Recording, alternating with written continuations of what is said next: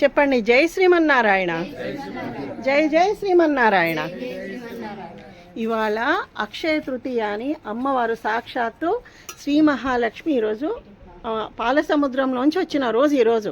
కాబట్టి ఇంత మంచి రోజు మనం చేసే చిన్న దానం కానీ ధర్మం కానీ ఏది లేకున్నా దైవ నామస్మరణ చేస్తే గనక రాలేదా చేస్తే గనక మంచి పుణ్యం కలుగుతాయని చెప్పేసి వచ్చినాం మీ దగ్గరికి. మేము అందరు పట్టుకోండి. మీకు అందరికీ సంతోషమేనా? ఈ కుండ పాత్ర తీసుకురావడం అమ్మ చాలా సంతోషపడ్డది. చల్లటి నీళ్ళు వస్తున్నాయని చెప్పేసి అందులో సుగంధ ద్రవ్యాలు వేసిన నేను ఇప్పుడు.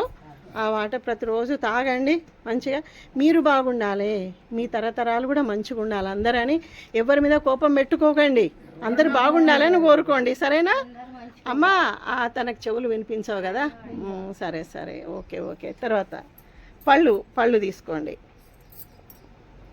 ఇది విజయకు ఇవి ఇవ్వండి. అదే వస్తాయి, అందరికి ఇవ్వండి పళ్ళు.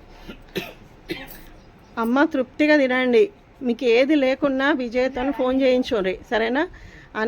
అన్నానికి వస్త్రానికి లోటు లేకుండా చూసుకునే బాధ్యత భగవంతుడు మాకు ఇవ్వాలి మీ పట్ల అని. మీరు ఎంతోమంది లేరు, మీకు పెట్టేంత శక్తి భగవంతుడు మాకు ఇవ్వాలని నేను ఎప్పుడు కోరుకుంటా. సరేనా? సమ్మయ్య సంతోషంగా ఉండాలి. సరేనా? ఎవరు లేరని అనుకోవద్దు. కొన్ని కర్మ ఫలితం మనకు. ఇప్పుడు మనల్ని ఎవరైనా కష్టపెట్టినంటే కొంత దోషం తెలుసో తెలియకనో ఏదో జన్మలో మనం చేసి ఉంటాం అంతే. ఈ జన్మలో అని కాదు, ఏదో జన్మలో వేసి ఉంటాం కాబట్టి అంతే, అంతకుమించి వేరే ఏం లేదు. వాళ్ళు మారాలని కోరుకోవాలి మనం. ఇప్పుడు వాళ్ళు మనకు లేరు అని అనుకునే బదులు వాళ్ళు మారాలని కోరుకుంటే అప్పుడు ఏమవుతుంది? మంచిగా ఉంటామా లేదా? మన మనసు కూడా సంతోషంగా ఉంటుంది. అమ్మ సంతోషమా? ఒక్క నిమిషం ఇటు పట్టుకోరు, రమ్మంటుంది దగ్గరికి. తినాలి ఏం కాదు, నీకు ఇష్టం వేసి పెడుతుంది విజయ. సరేనా? నీకు కొత్త చీర తీసుకొచ్చాను, నువ్వు నైట్ వేసుకుంటే నైట్ వెళ్ళి పట్టుకొస్తా విజయ. వద్దు కదా? సరే సరే. నూరేళ్ళు చల్లగా ఉండాలి నువ్వు, నీ కుటుంబం. ఎందుకు చెప్పన్నా, ఇంత పెద్ద మనుషులకు ఓపికగా వంట వేసి పెడుతున్నాను. అవునా? మంచిగా ఉండాలి నువ్వు, మంచిగా ఉండాలి నువ్వు. మంచిగా ఉంటేనే మంచిగా ఉండాలనే దేవుని కోరుకుంటాం. అదే కోరుకోవాలి. ఆమె చేసే సేవ మామూలు సేవ కాదు. అది పళ్ళు అందరు తీసుకున్నారు కదా పళ్ళు. తర్వాత ఇప్పుడు మీరు మెత్తటి చీరలు ఎందుకు తెస్తున్నారు అంటే ఉతుక్కోవడం ఈజీ. నాకేం ఒప్పద్దమ్మా, ఎందుకంటే భగవంతుడే. మీరు మమ్మల్ని ఆశీర్వదించాలి ప్రతిసారి. నా కొడుకులు కోడళ్ళు మంచిగా ఉండాలి, నా మనవడు మనవరాలు నా వంశం బాగుండాలని కోరుకోను. ఎందుకంటే వాళ్ళు బాగుంటేనే ఇంకో 10 మందికి వాళ్ళు సేవ చేయగలుగుతారు. అవునా కాదా? మమ్మల్ని చూసి వాళ్ళు కూడా నడిపిస్తారు కదా. ఏదైనా యథా రాజా తథా ప్రజ. మనం మంచిగా ఉంటే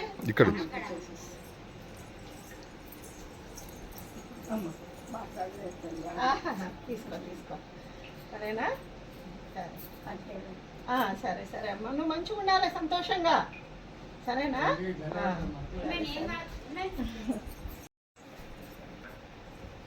బాబు ఉన్నారా? బాబు కొంచెం రావచ్చు కదా.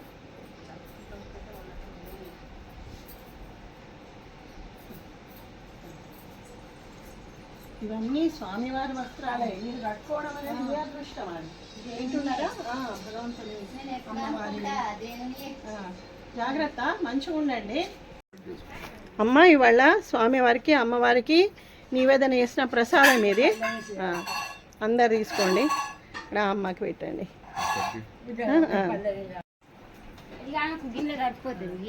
మంచిగా అమ్మవారికి నమస్కారం చేసుకొని తినండి. చేతులు వణుకుతున్నాయి. మెల్లిగా మెల్లిగా మెల్లిగా. ఇక్కడ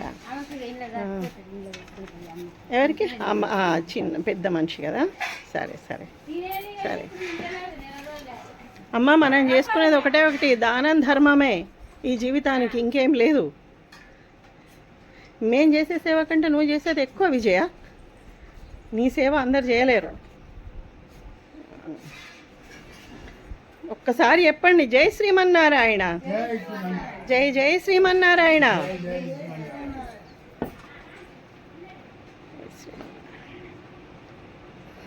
అమ్మా మీరు తీసుకున్నారా అమ్మ ప్రసాదం?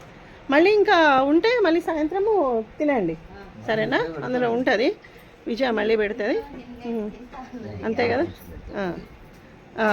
బిడ్డ మనవడా అయిన వాళ్ళని చూస్తే ఎంత సంతోషం అనిపిస్తుందమ్మా. వాళ్ళ మేము రావడము, వాళ్ళు నీ దగ్గరికి రావడం సంతోషమేనా? సంతోషమేనా? సరే సరే, అమ్మమ్మని చూడడానికి రావాలి, సరేనా? పెద్ద అట్లానా? బిడ్డ కదా, కొట్టుకుంటుంది ప్రాణం. సరే సరే, తిరుగుతలేదా? చెప్తాడు. నేను చెప్తా, చిన్న భజన అయ్యండి. శ్రీమన్నారాయణ నారాయణ హరి హరి ఎట్టే చెప్పాలి నా గొంతుల శ్రీమన్నారాయణ నారాయణ హరి హరి చెప్పండి, చెప్పున్నాను చెప్పున్నాను. తిరుమల నారాయణ నారాయణ హరి హరి వెంకట నారాయణ నారాయణ హరి హరి నారాయణ నారాయణ హరి హరి నారాయణ నారాయణ హరి హరి నారాయణ నారాయణ హరి. జై శ్రీమన్నారాయణ.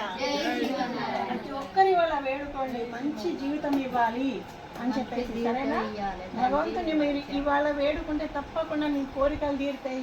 మీ అయిన వాళ్ళు కూడా మీ దగ్గర పిల్లల, మీరు మాకు ఆత్మబంధువులు, దేవుడిచ్చిన తల్లిదండ్రులు మీరు మాకు, సరేనా?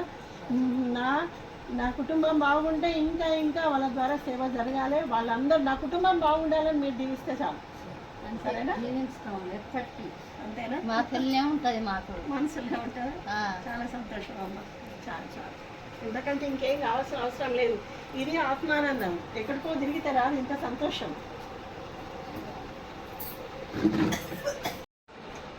జై శ్రీమన్నారాయణ. శ్రీదేవి సిరిలోకి స్వాగతం సుస్వాగతం. ఈరోజు అంటే ఇక్కడ ఒక గాగిలాపూర్ అనే గ్రామంలో ఒక వృద్ధాశ్రమంకి మేము ఎప్పుడూ తరచుగా వస్తూ ఉంటాం అన్నమాట.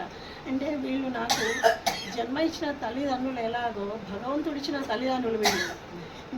మీదేమి మాది కూడా ఒక మధ్యతరగతి కుటుంబమే. కాకపోతే మేము చేసుకున్న పుణ్యం ఏంటి అంటే భగవంతుని సేవలో ఉన్నాము. నా పిల్లలిద్దరూ ఎవరికి ఆశించకుండా కనీసం వాళ్ళ చదువులతో తెచ్చుకున్న ఉద్యోగాలతో వాళ్ళు చక్కగా వాళ్ళ కుటుంబాలతో బతుకుతున్నారు. ఇంకోటి ఏంటంటే ఈరోజు నేను వీడియో చేసిన రోజు అక్షయ తృతీయ. అక్షయ తృతీయ అంటే ఎవరైనా బంగారం కొనుక్కోవాలి, బట్టలు కొనుక్కోవాలి, వస్తువులు కొనుక్కోవాలని ఆలోచిస్తారు. చాలా చాలా తప్పు. ఏ శాస్త్రం చెప్పలేదు, ఎవరు చెప్పలేదు. ఈరోజు చక్కగా అన్నదానం, వస్త్రదానం, జలదానం ఇవన్నీ చేస్తే పైనున్న మన పితృదేవతలు కూడా ఎప్పుడు కూడా ఆకలి దప్పులతోని అలమటించరు. పైనున్న తాత ముత్తాతలు, కిందున్న పెద్ద మనుషులు, వీళ్ళందరూ వాళ్ళ చల్లని మనసుతోని మనల్ని దీవిస్తే మన కుటుంబాలు కూడా బాగుంటాయి కదా. అదొక చిన్న స్వార్థం అన్నమాట నాకు. ఎందుకంటే 2 కొడుకులు ఇచ్చిండమ్మా నాకు భగవంతుడు. ఆ 2 కొడుకులు, 2 కోడళ్ళు, చక్కటి అమ్మాయిలు, చక్కటి అబ్బాయిలు, ఒక మనవడు, మనవరాలు, వీళ్ళందరూ కూడా సేవాభావం అనేది ఉండాలి వాళ్ళ లోపల కూడా. ఇంకా ఎందుకంటే చదువుకున్నారు కదా, పెద్ద చదువులు ఎక్కడో ఉంటున్నారు కదా. మాలాంటి తల్లిదండ్రులే మర్చిపోద్దు, మీలాంటి పెద్దవాళ్ళని మర్చిపోవద్దు. వాళ్ళు కూడా ఎంతో కొంత సమాజానికి సేవ చేయాలి, అంతే. వాళ్ళు కూడా పుణ్యం చేసుకోవాలని ఒక చిన్న స్వార్థం ఇది. ఆ స్వార్థం మంచిదని నేను అనుకుంటున్నాను కదా. మీ అందరూ తప్పకుండా దీవించాలి. ఈ వీడియో 10 మందికి చేరాలి. ఎంతోమంది మహానుభావులు గొప్ప గొప్ప వాళ్ళు చెప్తున్నారు దాన ధర్మాలు చేసుకోండి అని చెప్పేసి. అది పాటించండి. అది పాటిస్తే మన జన్మకు అనేది ఒక అర్థం అనేది ఉంటుంది. పెద్ద పెద్దగా కాదు, యథాశక్తి మీకు తోచినంత చేసుకోండి. ప్రతి ఒక్కరూ, ఎవరు ఈ ప్రపంచంలో గొప్ప కాదు, ఎవరు సామాన్యులు కాదు. మంచి మనసు ఉన్నవాళ్ళు, పెద్ద మనసున్న వాళ్ళే గొప్పవాళ్ళు. ఆ పెద్ద మనసు రావాలంటే మనం ఏం చేయాలి? మనకేం తెలియదు, ఆ భగవంతుణ్ణి వేడుకోవాలంతే మనం. ఈరోజు నాకు ఇంతమంది భగవంతు ఇచ్చిన తల్లిదండ్రుల ముందు ఈ వీడియో చేయాలనిపించింది. ఇది చూస్తారు, నా వీడియో చూసే వాళ్ళందరూ చూస్తారు ఇది కదా. అందుకని యథాశక్తి దాన ధర్మాలు ఎక్కువ చేయాలని ఏం లేదు, మీకు తోచినంతగా. అప్పుడప్పుడు ఎన్నో సినిమాలు, షికారు, ఎక్కడికెక్కడికో వెళ్తుంటాం కదా తీర్థయాత్రలని.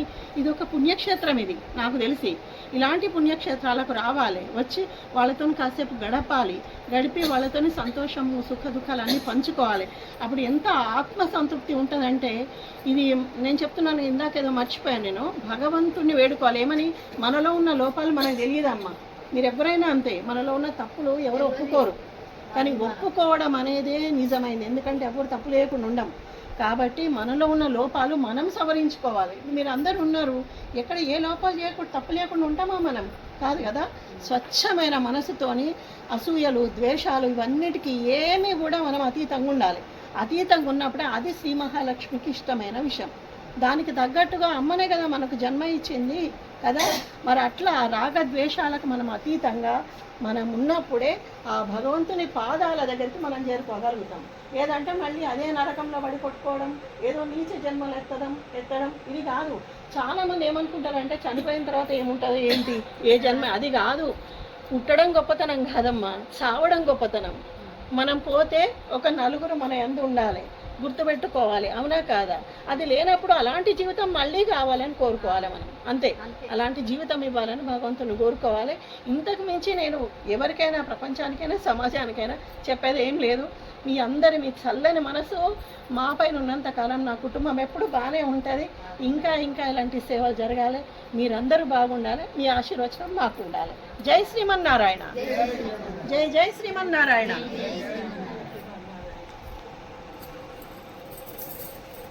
నేను చాలా చక్కగా బిజ్జంకి మండలము గాగిలాపురం అనే ఒక గ్రామం ఉంటుందండి, మా ఊరికి దగ్గరలో ఉంటుందన్నమాట. ఇప్పుడు తరచుగా మాకు సంతోషం మేము పొందాలి అనుకున్న వాళ్ళ దగ్గరికి వెళ్తాము. వాళ్ళ అనాథలు కాదండి, మాకు ఆత్మబంధువులు. ఈరోజైతే ఎంత బాధ అనిపించిందంటే, మేము వెళితే అసలు ఒక రెండు పెద్ద మనుషులు అసలు నన్ను దగ్గరికి తీసుకుంటుంటే నాకు మా అమ్మమ్మలు, నానమ్మలు అందరూ కనిపిస్తున్నారు. వాళ్ళ లోపల అంత ప్రేమ, అంత ఆప్యాయత దొరుకుతుందా చేసి ఒక చిన్న సేవకి అనిపించింది అన్నమాట. అసలు కొంతమంది అక్కడ నిర్వాహకురాలు ఉంటుంది కదా, వాళ్ళు కోడళ్ళకి భయపడి ఇక్కడే ఉంచేస్తున్నారు కొడుకులు. ఏంటండి అమ్మకి ఇచ్చే స్థానం అదా? నిన్న ఒక మూవీ చూసాము, అందులో వాళ్ళ అబ్బాయి అసలు చెప్పినట్టు వినడు చిన్నప్పటి నుండి. నిజంగా ఎప్పుడు ఏది తనకు వ్యతిరేకంగా ఉంటుంటాడనమాట. కానీ ఒక సమయం వచ్చినప్పుడు ఆ అమ్మ ఒక దయనీయమైన స్థితిలో ఆ కొడుకు కనిపిస్తాయి అనమాట. కనిపించిన తర్వాత అప్పుడైనా కళ్ళలోకి నీళ్ళు వస్తాయి. వచ్చిన తర్వాత అమ్మని ఇట్లా చూడలేకపోతున్నావా నాన్న, నువ్వు ఎప్పుడు కానీ అమ్మను ఉన్నతంగా చూసుకోవాలి నాన్న, అమ్మను ఉన్నతంగా చూసుకుంటే నువ్వు ఉన్నతంగా బ్రతకగలుగుతావు అని చెప్తుంది ఆ తల్లి. అది అన్నమాట. మరి ఇట్లా కోడళ్ళు చూసుకోలేకపోతున్నారట. వీళ్ళందరూ వచ్చి అక్కడ ఉంటే కొడుకులు ఎక్కడ పోతున్నారండి? వీళ్ళకి ఏమైనా బుద్ధి జ్ఞానం అసలు ఏమి కూడా? మీ మలమూత్రాలు కడిగి చేసి మిమ్మల్ని అంత పెద్ద చేసి మీకు వాళ్ళకు శక్తికి మించి చదువులు ఇప్పించి మీకు జీవనోపాధులు కల్పించి మిమ్మల్ని ఒక దగ్గర ఉంచితే మీరు తీసుకెళ్ళి వృద్ధాశ్రమాల్లో వేస్తారా? అసలు ఎంత బాధాకరం కాకుండే. నిజంగా మేము ఒక మధ్యతరగతి వ్యవస్థనండి, కానీ అక్కడికి వెళ్ళి అంటే వాళ్ళ వరకు ఒక మాట ఇస్తాం మేమిద్దరం దంపతులం, అన్నానికి వస్త్రానికి మీకు లోటు లేకుండా చూసేంత శక్తి మాకు ఇవ్వాలని భగవంతుడిని కోరుకుంటున్నామని చెప్తాం. వాళ్ళు మీరు చల్లగా ఉండాలి బిడ్డ అని వాళ్ళు అంటుంటే నేను అంటాను, కాదమ్మా మీ దీవెనలు ఉంటే చల్లగా ఉంటాం. ఇది ఒక పుణ్యక్షేత్రం, మీ దగ్గరకు వస్తే మాకు ఆత్మ సంతోషం కలుగుతుంది, ఆత్మ సంతృప్తి కలుగుతుంది అని చెప్పినాను. కాబట్టి నా వీడియోస్ ఎంతమంది చూస్తారో నాకు తెలియదు. తప్పకుండా ఇలాంటివి 10 మందికి షేర్ చేయండి. ఇది గొప్ప కోసం చేసేది కాదు, మనము చాలామంది గొప్ప కోసం చేస్తున్నామని కొంతమంది విమర్శిస్తారు. చేసేది మంచి పైన అయినప్పుడు అందులో గొప్ప ఉంటుంది, బీద ఉంటుంది, ఏది గొప్ప కాదు కదా. ఇంకో 10 మంది నేర్చుకోవడానికి అవకాశం ఉంటుందని చెప్పేసి 10 మందికి చెప్పాలన్న తాపత్రయం అన్నమాట. తప్పకుండా యువతనం మీద ఒకటి నేర్చుకోండి. మీ తల్లిదండ్రులు అనాథలు కాకూడదు. మీ తల్లిదండ్రుల తర్వాతనే మీ బంధాలన్నీ మీకు మొదలైపోయి మీకంటూ ఒక ప్రపంచం ఏర్పడింది. ఆ తల్లిదండ్రుల్ని సక్రమంగా చూసుకోండి. అలా ఆశ్రమంలో పడేస్తే రేపు ప్రొద్దున మీకు అదే స్థాయి వచ్చినప్పుడు అప్పుడు ఎంత బాధగా ఉంటుంది. కాబట్టి ఇవన్నీ మీరు పునరాలోచన చేసుకోవాలి. ఎప్పుడు మనస్సును ఎప్పుడు శుభ్రపరచుకుంటూనే ఉండాలి. అట్లా ఉంటాప్పుడు అది ఉండాలి అంటే నేను అందుకే ప్రతి వీడియోలో చెప్తా, రామాయణ, భారత, భాగవతాలు తప్పకుండా మీరు చదవండి, మీ పిల్లలకి చదివించండి. మీ పిల్లలతో చదివిస్తే అప్పుడు ఇలాంటి పరిస్థితులు మీకు కూడా రావండి. అసలు వాళ్ళు చెప్తుంటే కళ్ళకు నీళ్ళు వస్తున్నాయి, కడుపు తరుక్కొని పోతుంది అక్కడ వాళ్ళ మాటలు వింటుంటే. అయినా వాళ్ళు ఎప్పుడు నేను ఒక మాట చెప్పాను, ఎవరైనా చాలామంది మనుషులు ఏమనుకుంటారంటే వాళ్ళు మమ్మల్ని ఇట్లా వేశారు, వాళ్ళకి ఏదో ఒక పాపం తగులుతుందని చెప్పిస్తారు. కానీ అది ఎప్పుడు పద్ధతి కాదు, అది విచక్షణ కాదు. వాళ్ళు మారాలని కోరుకోవాలి. వాళ్ళలో మార్పు అనేది వస్తే తప్పకుండా ఆటోమేటిక్గా వాళ్ళ తప్పులు వాళ్ళు దిద్దుకుంటారు, మనం బాగుండడానికి అవకాశం ఉంటుంది. అందుకని ఎప్పుడు కానీ అందరి క్షేమాన్ని కాంక్షించండి. అదే భగవంతునికి ఇష్టమైందనమాట. ఆ భగవంతునికి ఇష్టమైన దారిలోనే మనం నడుద్దాం. మనకు తోచినంత మనకున్న పరిధిలో సేవ చేద్దాం. ప్రతి ఒక్కరూ నా వీడియోస్ ఒక 10 మందికి షేర్ చేయండి. సబ్స్క్రిప్షన్స్ పెంచండి. నేనేం గొప్ప దాన్ని కాదు, గొప్ప మాటలు చెప్పట్లేదు, చిన్నవే చెప్తున్నాను. ప్రతి ఒక్కరూ తెలిసిన వాళ్ళు ఆలోచించడానికి, ఆచరించడానికి ప్రయత్నించండి. మంచి వీడియోస్తో నేను మళ్ళీ మీ ముందుకు వస్తాను. అంతవరకు నమస్తే.